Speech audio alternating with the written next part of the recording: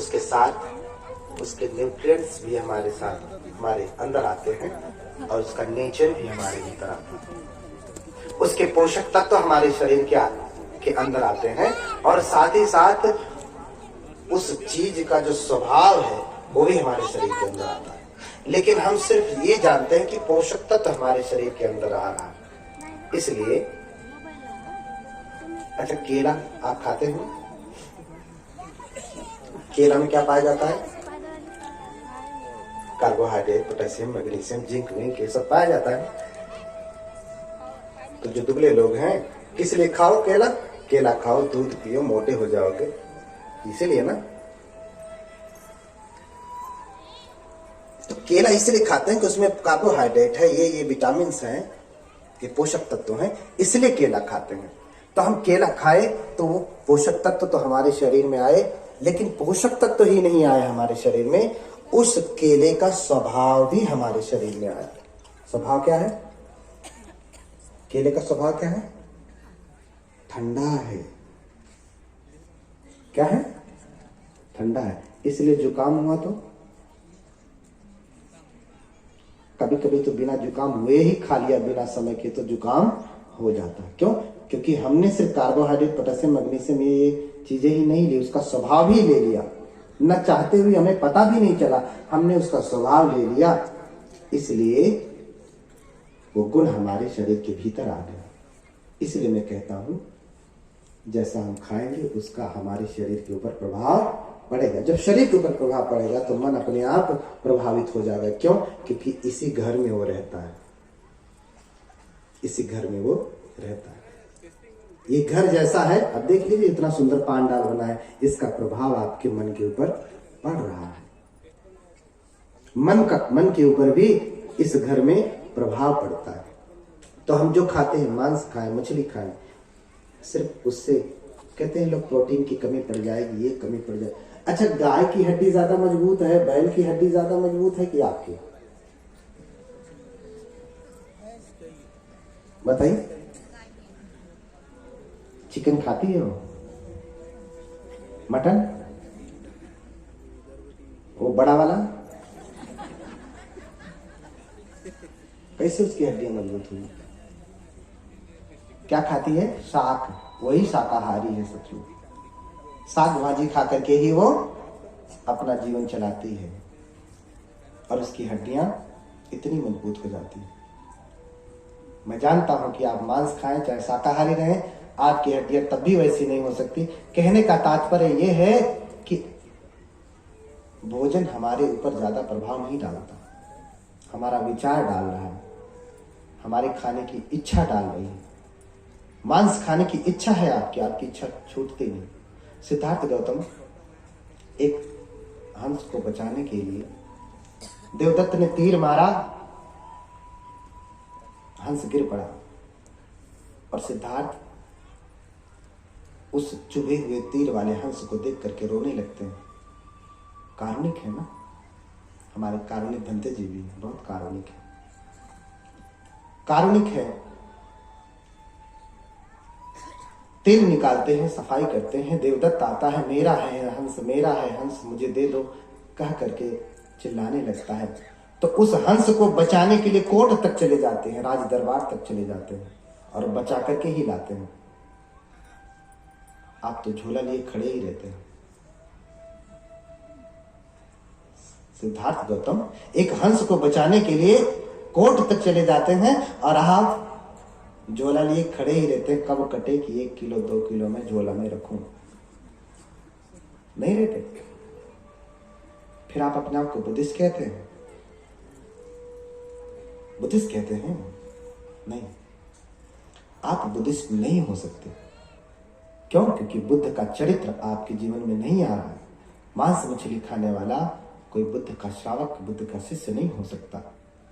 कबीरदास इस बात को कह रहे हैं, तिल भर मछली खाए के कोटि गऊ दे दान, काशी करवट ले मरे तो भी नरक निदान।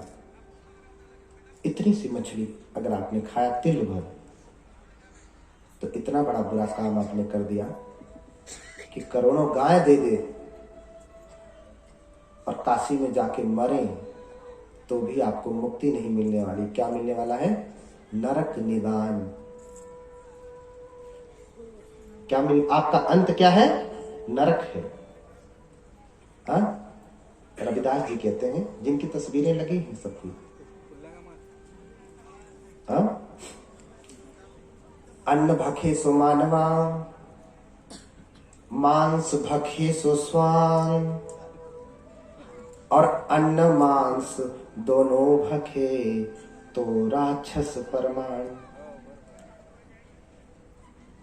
अन्न खाने वाला मनुष्य है, अन्न साग सब्जी अन्न खाने वाला मनुष्य है। तो कुत्ते बिल्लियां क्या खाती हैं? मांस। शेर क्या खाता है? मांस, क्योंकि पशु है। और अन्न और मांस दोनों कौन खाता है? अन्न खाने वाला मनुष्य है, मांस खाने वाला पशु है, कुत्ते बिल्ली आदि आदि। और अन्न और मांस दोनों जो खाता है उसे क्या कहते हैं? अन्न मांस दोनों भखे सो राक्षस परमाण। ओ, जिनकी तस्वीर लगी है ना, ओ देखिए कबीरदास जी के बगल में, वो संत जी कह रहे हैं, संत रैदास जी, रविदास जी, कि जो अन्न और मांस दोनों खाता है उसे राक्षस कहते हैं। राक्षस क्या कहते हैं? जीवत को मुर्दा करे अरु खाए मुर्दा। जीवत को मुर्दा करे अरु खाए मुर्दास, मुर्दा सम सम होई है सत भाखे रैदास। बताए, जिंदा को मार देता है और मार करके फिर मुर्दा खाता है। शमशान भूमि बना डाला है घर को। क्या बना डाला? आपका घर शमशान भूमि है। एक कहानी छोटी सी कहता हूं, अक्सर मैं कहता हूं। एक बार एक विदेशी आदमी आया और इलेक्शन के लिए भारत में खड़ा हो गया। अब उसे कुछ आता जाता है नहीं, संस्कृति का कुछ पता नहीं। लोगों ने समझा दिया कि तू जो हाथ जोड़ करके वोट मांगना सिर्फ, और कुछ कहना ठीक ठीक है, जो कह रहे हो मैं घर घर बनवा दूंगा। कहें कॉलोनी चाहिए हमें, तब वोट देंगे, कहना ठीक है वोट दो, हम घर घर कॉलोनी बनवा देंगे। कहे हमारे घर में, हमारे गांव में हैंडपंप नहीं, ठीक है वोट दीजिए, घर घर हैंडपंप लगवा देंगे। ठीक है, तो जाकर के ऐसा कहता, घर घर कॉलोनी बनवा देंगे। फिर कोई कहता हैंडपंप नहीं, तो घर घर हैंडपंप लगवा देंगे। हमारे यहाँ नाली नहीं, तो ठीक है घर घर नाली बनवा देंगे। क्योंकि वही सिखाया गया, जो भी कहे कहना कि घर घर करवा देंगे, हर घर में बनवा देंगे। फिर एक गांव में गया, उसने कहा कि हमारे गांव में शमशान भूमि नहीं है। बोला ठीक है वोट दो, घर घर शमशान भूमि बनवा देंगे।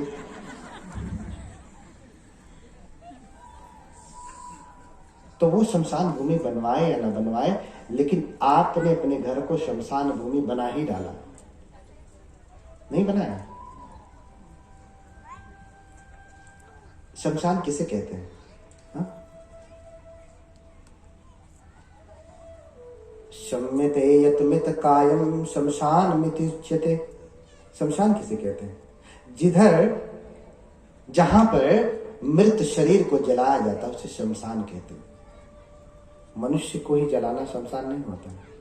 अच्छा, आपके घर में वो जो लाते हैं, घर में तेल में जलाते हैं, फ्राई करते हैं, भूनते हैं, आपके पास तो ओवन है, माइक्रोवेव है, उसमें भूनते हैं, उसमें जलाते हैं। तो आपका घर क्या हुआ? आपके घर में मुर्गा रोज जलाया जाता है, बकरा रोज जलाया जाता है, गाय भैंस खाने वाले के यहाँ गाय भैंस जलाई जाती हैं, मछली जलाई जाती है। शमशान भूमि नहीं है, नहीं शमशान भूमि। और फिर आप कहते हैं कि मैं भगवान बुद्ध को मानता हूँ, मैं बाबा साहब को मानता हूँ, मैं संत रविदास को मानता हूँ, संत कबीर को मानता हूँ। ये सब रैदासी भी खाएं, कबीरपंथी भी खाएं, बुद्धिस्ट भी खाएं, ये सब दोषी हैं। क्यों? क्योंकि उन्होंने अपने आराध्य की बात को सुना ही नहीं, माना ही नहीं, अपने शास्त्रा की, अपने गुरु की बात जाना ही नहीं। इसलिए कभी कभी प्रश्न उठता है कि भंते लोग भी तो खाते हैं। बहुत लोग सोच भी रहे होंगे कि हमको तो कह रहे हैं भंते लोग खुद ही खाते हैं। कलकत्ता में खाते हैं। हाँ, कलकत्ता में खाते हैं, प्रश्न तो हो ही ना। तो मैं आपको उत्तर दे रहा हूं, कलकत्ता में खाते हैं, अन्य देशों में भी खाते हैं। पहली बात तो यह है कि बुद्ध का समय दूसरा था, और फिर भी उस विपरीत समय में भी बुद्ध ने त्रिकोटि परिशुद्ध मांस का जो है, त्रिकोटि परिशुद्ध मांस को खाने के लिए कहा, अन्य मांस को नहीं। उस समय इतना अनाज नहीं हुआ करता था। आज से 20 साल 30 साल पहले दादा दादी के समय में देखिए, इतनी सी रोटी मिल जाए, लोग खा करके अपना जीवन जीते थे। सूखी रोटी खा लिया, चटनी से खा लिया, ऐसे ही सूखा चावल खा लिया, उबाल करके नमक डाल करके, इतना ही मिलता था। और ऐसे विकट परिस्थिति में कोई भंते आ गए और ये कहे नहीं नहीं नहीं, मैं तो शाकाहारी हूं, मुझे ये दो, मुझे मत ये दो, क्या? एक भिक्षु का नियम है, वो पात्र लेकर के किसी के, चारिका का नियम बता रहा हूं, सब ध्यान से सुनते जाइए, बातें स्पष्ट होंगी। भिक्षु का नियम है कि वो या तो चारिका करके खाए या फिर धर्मोपदेश से खाए। इस प्रकार से उसकी आजीविका शुद्ध होती है। अगर वो चारिका नहीं करता, धर्मोपदेशक नहीं है, धर्मभाणक नहीं है, तो उसकी आजीविका अशुद्ध होती है, यानी वो सम्यक अष्टांगिक मार्ग का पालन नहीं कर रहा है। ये बात। तो पात्र लेकर के जब वो आपके द्वार पे आता है, तो उस समय पात्र में जो भी डाल दिया किसी ने, उसे वो खाना है। पात्र लेकर के द्वार पे आता है, तब जो भी डाल दिया उसे खाना है। पहली बात तो आचारिका नहीं होती, इसलिए ये बात भी लागू नहीं होती। आज तो घरों में निमंत्रित करके लोग जाते हैं, भंते जी आप हमारे यहाँ आइए, और उपासक उपासिकाएं पूछ के जाती हैं, भंते जी क्या खाएंगे आप? हम जब से आए तब से हमारे आदरणीय खड़से जी, उपासिका जी, उनका बेटा आदित्य सुबह शाम 50 बार पूछेंगे, भंते जी बताइए ना क्या खाएंगे, भंते जी बताइए ना क्या खाएंगे।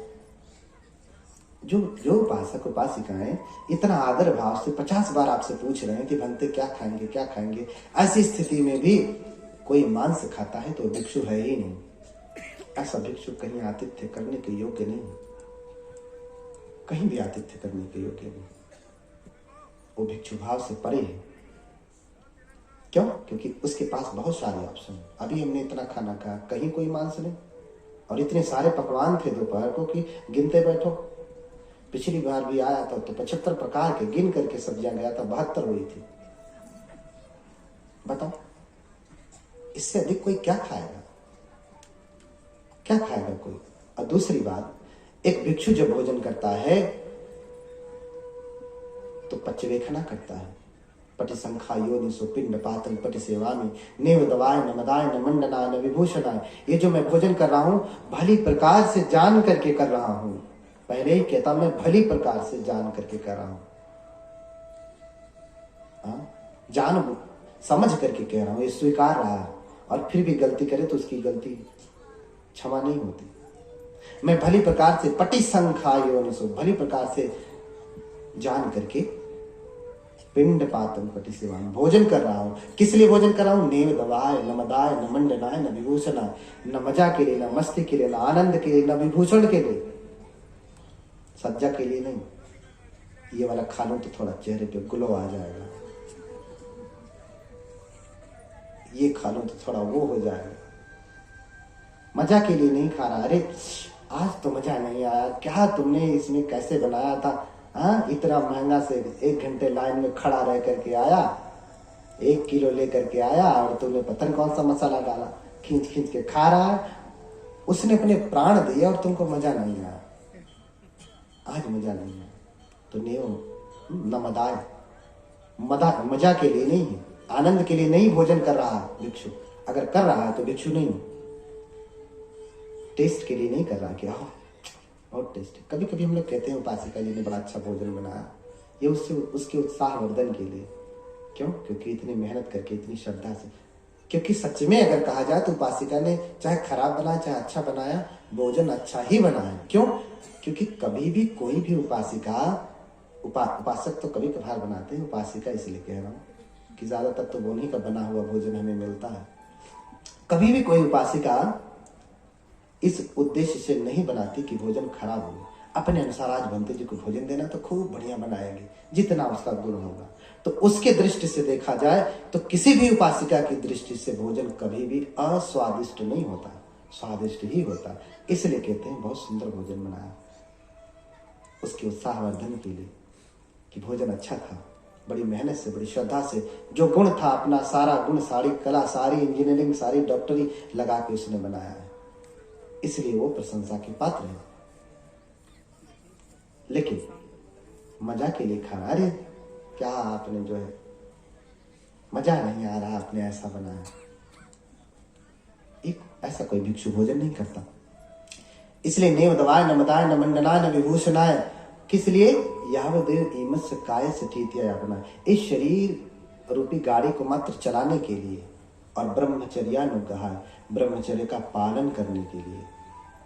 ये शरीर चलता रहे, जीवित रहे, ठीक ठाक से चले, इसमें हम साधना कर सके, ब्रह्मचर्य का पालन कर सके। ब्रह्मचर्य का अर्थ है संपूर्ण धर्म, सिर्फ तीसरा ही सील नहीं, पूरा धर्म का पालन कर सके, शील का अभ्यास करे, समाधि का, प्रज्ञा का अभ्यास कर सके। इसलिए जीवक सूत्र में पढ़ लीजिएगा, मध्यम निकाय में जीवक सूत्र है, भगवान उपदेश देते हैं त्रिकोटि परिशुद्ध मांस का, आदिठन आसुतम अपरिसंगित।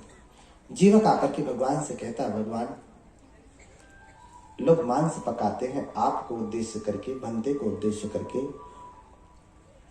और आपको उद्देश्य करके मांस देते हैं, दान करते हैं, और आप प्रशंसा करते हैं, आप खाते हैं मांस, इसलिए लोग पकाते हैं, ऐसा आप क्यों करते हैं? बुद्ध कहते हैं कि देखो, जो मुझे उद्देश्य करके मांस पकाता है वो गलत कर रहा है, मैं कभी मांस खाने के लिए, पकाने के लिए नहीं कहता। जीवक, मैं तो त्रिकोटि परिशुद्ध मांस को ही खाने के लिए कहता हूं। त्रिकोटि परिशुद्ध मांस। अधिठन भिक्षु चारिका में जा रहा है, उसने देखा नहीं कि मेरे लिए मांस पकाया जा रहा है। असुतन, उसने सुना नहीं कि मेरे लिए मांस पकाया जा रहा है। खड़से जी ने नहीं कहा कि बंते जी चलिए आज दोपहर के खाने में आपको हम मुर्गा पकाएंगे, और दिखाया भी नहीं कि देखो बंते जी आज आपके लिए ये लेके आया मांस।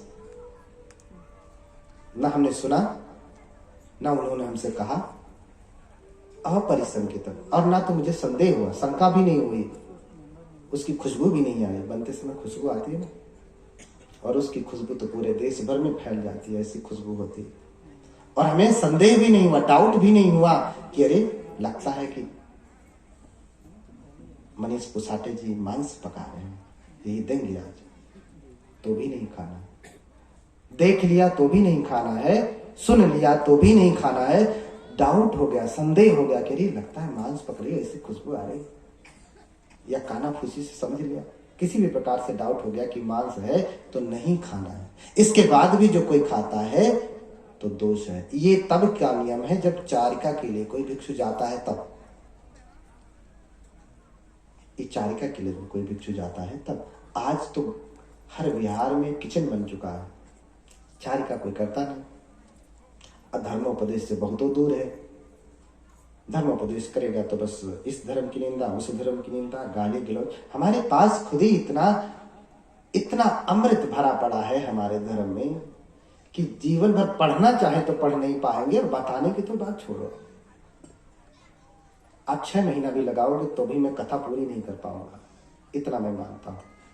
6 महीना अगर आप ऐसे बैठ करके सुनो, मुझे सुनाना हो तो मैं 6 महीने में भी कथा नहीं पूरी कर पाऊंगा। इतनी बड़ी कथा है भगवान की, इतना बड़ा है।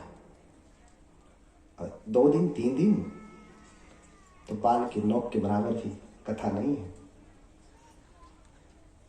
और अगर विहार में जानबूझ करके वो खाता है, फोन करके कहता है उपासक जी आज ये बनाइएगा, बहुत दिन हो गया, वो कोई भिक्षु नहीं, आदर के योग्य नहीं, पहला ही शील तोड़ रहा है, पहला ही शील तोड़ा है। भगवान फिर जीवक को समझा रहे हैं, अरे जीवक,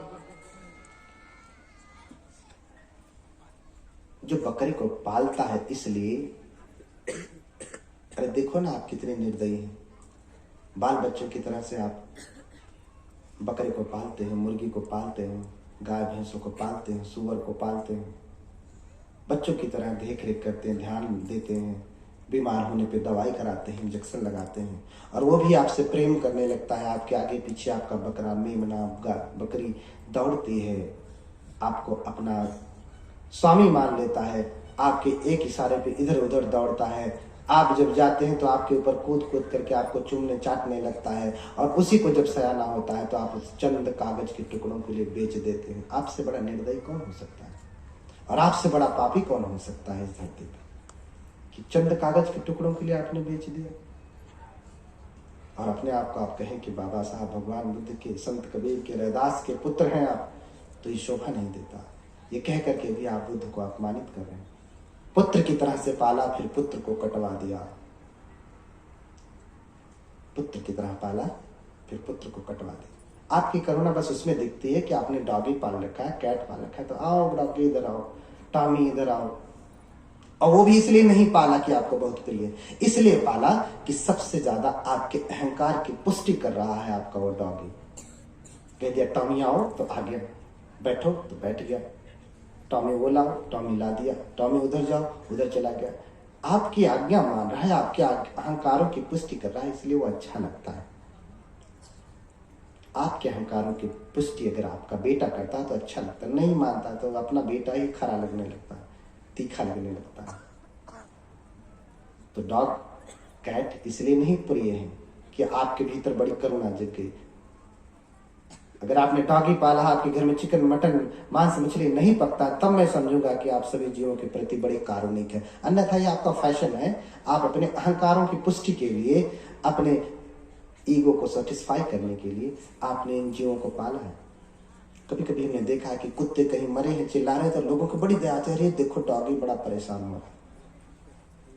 और मुर्गे के ऊपर दया नहीं आती, बकरे के ऊपर दया नहीं आती। झोला लेके खड़े रहते हो, कब कटे कब लेके जा रहे, भैया जरा जल्दी कर, अरे पहले मुझे काट के दे दे, ले पहला पुण्य, पहला पाप तू ही लेके जा झोले में। हाँ, पहला पाप मुझे ही दे दे ला। तो बुद्ध कह रहे हैं कि अरे जीवक, जो इसलिए पालता है कि बेच देगा कसाई के हाथ, उसको भी पाप लगता है। जो गला बांध करके वध स्थल तक लेके जाता है, उसको भी पाप लगता है। जो काटता है उसको भी पाप लगता है। जो खड़े होकर देखते हैं झोला लेकर के, आपकी भाषा में खड़े होकर के मरते समय जो देखता है उसको भी पाप लगता है। जो खरीद के लेकर के जाता है, जो पकाता है, उसको भी पाप लगता है। जो सर्व करता है, दान देता है, उसका खिलाता है, उसको भी पाप लगता है। और जो खाता है उसको भी पाप लगता है। इसलिए जीवक जो ये कहता है कि मैं तथागत और तथागत के शावक को उद्देश्य करके मांस पका रहा हूं, वो झूठा प्रचार कर रहा है। ऐसा तथागत कभी भी नहीं कहते, ना तो इसका अनुमोदन करते। क्योंकि भिक्षु न मदाय, न मंडलाय, न विभूषणाय, मजा मस्ती आनंद के लिए कभी भोजन नहीं करता। सिर्फ कपड़ा पहनने वाला कोई भिक्षु नहीं होता है, मैंने कल ही बताया। तो इसलिए भंते ऐसे करते हैं, तो मैं नहीं जानता क्या करते हैं भंते जी, मैं ये जानता हूं कि बुद्ध क्या कह रहे हैं। बुद्ध क्या कह रहे हैं मैं बस इतना ही जानता हूं। ये मजा के लिए, मस्ती के लिए नहीं। आपने गाय पाला, देखो आप कैसे कैसे सील तोड़ते हैं। आपने गाय पाला, बड़ी महंगी वाली गाय लाए, तीसरा सील तोड़ा आपने। जरा से सयानी देखा तो आपने ही प्रेग्नेंट कर दिया। ये बलात्कार नहीं हुआ? नहीं हुआ? डेयरी उद्योग में जाके देखिए, गाय पालते हैं, भैंस पालते हैं, जरा से सयानी हुई, अपना ही बीज छुड़वा करके उसको प्रेग्नेंट कर देते हैं। व्यभिचार नहीं किया आपने, बलात्कार नहीं किया उसका। अरे पशु पक्षियों का तो एक धर्म है, वो वर्ष में एक बार सन्निकट होते हैं, उनकी इच्छा होती है तब निकट होते हैं। बिना इच्छा के आपने जबरदस्ती उनको प्रेग्नेंट किया, एक पाप ये किया। कभी भी गाय भैंस पकड़ा डेयरी करने वाले का बेटा बेटी कभी भी अच्छे नहीं होते। ध्यान, उनका अंत समय कभी भी जाके देखिए, किसी ऐसा करने वाले का अंत समय देखिए, 100 में से 99 का अंत बड़ा ही कष्टदायी होता है। जीवन भी बड़ा कष्टदायी होता है। क्यों? जबरदस्ती आपने तीसरा सिर तोड़ा, बलात्कार किया। अरे मनुष्य के साथ करते तो कम से कम दंडनीय था। आपने मनुष्य से ऊपर जाकर के पशु को भी नहीं छोड़ा, चाहे अपने गुप्तांग से करें चाहे हाथ से करें, आपने बलात्कार किया है और आपको पता भी नहीं। और फिर जब वो प्रेग्नेंट होती है, अपने बच्चे को जन्म देती है, तो उस बच्चे को आपने उसके पास रहने भी नहीं दिया, बांध दिया उधर जबरदस्ती खोता लगा करके, उसका सारा दूध दूध लिया।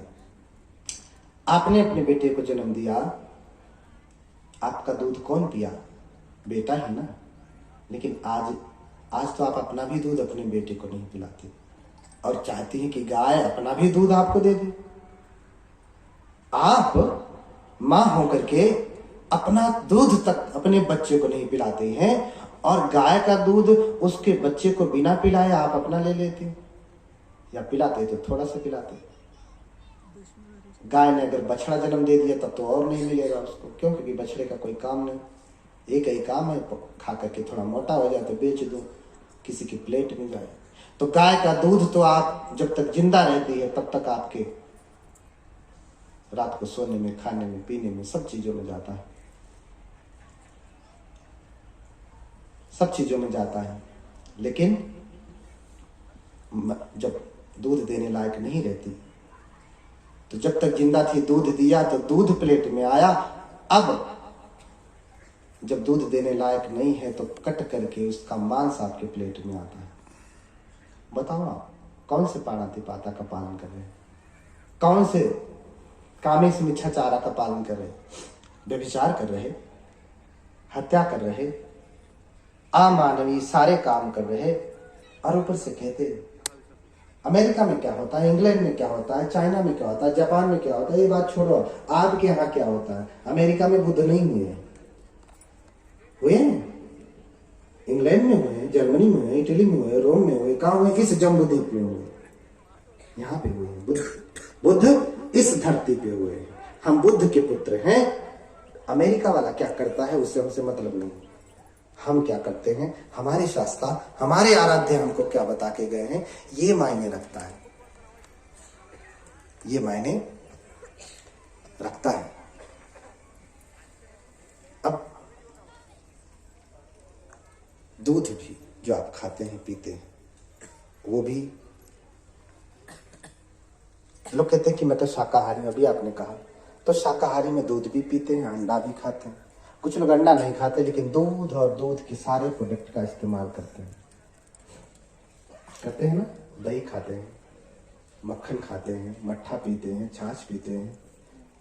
दूध से न जाने कितने, अगर मिठाई की दुकान पे 100 मिठाइयां होंगी तो 90 मिठाइयां सिर्फ दूध की बनी होंगी। हम नहीं खाते तो लोग परेशान हो जाते, बोलते फिर आपको खिलाएं क्या? ऐसा लगता है दुनिया में कुछ बचा नहीं उनके लिए। हाँ, ऐसा लगता है कि दुनिया में कुछ बचा नहीं। बहुत कुछ है खाने के लिए, खिलाने के लिए। दूध हटा दो। और दूध पूरी तरीके से मादक होता है, जो आपके भीतर वासना बढ़ाता है, काम शक्ति को बढ़ाता है। ये पूरी तरीके से आपके भीतर जा करके आपके विकारों को ही बढ़ाता है। अच्छा, जब आपका विवाह होता है तो पहली बार जब पति पत्नी के पास जाता है तो पहले ही रात को क्या दिया जाता है?